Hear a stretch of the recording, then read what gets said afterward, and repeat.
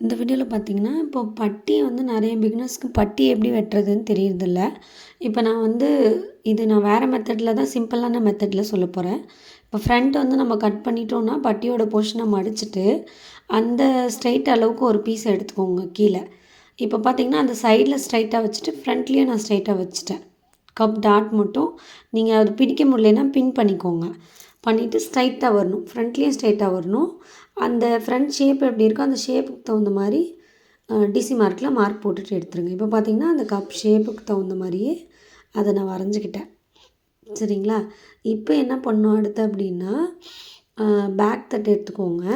இப்போ பேக் சைடில் பார்த்தீங்கன்னா அது மேலே அப்படியே ஃப்ரண்ட் வச்சுட்டு கீழே அந்த கேப்பில் எவ்வளோ ஹைட் இருக்குது, கரெக்டான ஹைட்டு.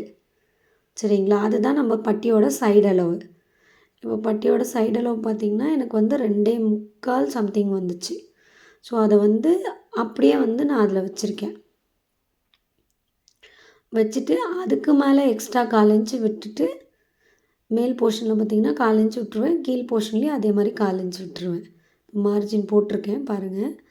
ஸோ அந்த இடத்துல 1/4 இன்ச்சு கரெக்டாக அதில் எவ்வளோ அளவு வருதோ அந்த அளவு வச்சுட்டு 1/4 இன்ச்சுக்கு ஒரு கோடு.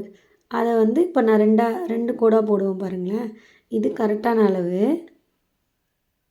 அதுக்கப்புறம் பார்த்திங்கன்னா பிடிக்கிற அளவு 1/4 இன்ச்சு. ஸோ அதே மாதிரி மேலேயும் சேம் அதே மாதிரி தான் 1/4 இன்ச்சு விட்ருப்பேன். அதுதான் பேக் சைடு, இதுதான் ஃப்ரண்ட் சைடு. இப்போ ஃப்ரண்ட்டோட அளவும் நம்ம செக் பண்ணணும் இல்லையா? ஃப்ரண்ட் அப்படி கொஞ்சம் கம்மி ஜாஸ்தி இருந்தால் மேலே ஷேப் எடுக்கணும். ஸோ அது பட்டி அளவு எவ்வளோ இருக்குது அப்படின்னு சொல்லிட்டு ப்ளவுஸில் செக் பண்ணிக்கோங்க. ஸோ அது ப்ளவுஸில் பார்த்திங்கன்னா அதுலேயுமே 3 இன்ச்சஸ் தான் இருந்துச்சு.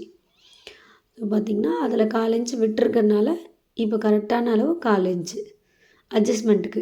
இப்போ ஷேப்பை கொஞ்சம் கீழே இறக்கி வரைஞ்சிக்கோங்க. இப்போ நான் கட் பண்ணும்போது உங்களுக்கு தெரியும். கீழே பாருங்கள் 1/4 இன்ச் விட்டுட்டு தான் கட் பண்ணுறேன். ஸோ ரொம்ப ஈஸியாக புரியும் அது.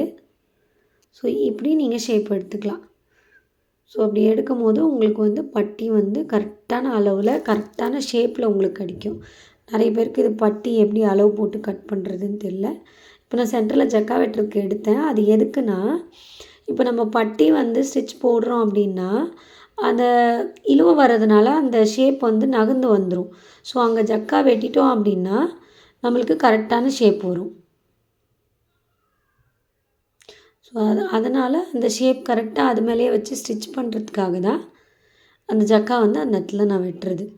ஸோ அப்போ நம்ம பட்டியோட ஷேப் இந்த பக்கம் அந்த பக்கம் மாற்றி தைக்கும் போதும் ஜக்கா கரெக்டாக அந்த டாட் கிட்ட வச்சிட்டோம் அப்படின்னா கரெக்டாக இருக்கும். இந்த வீடியோ உங்களுக்கு பிடிச்சிருந்தா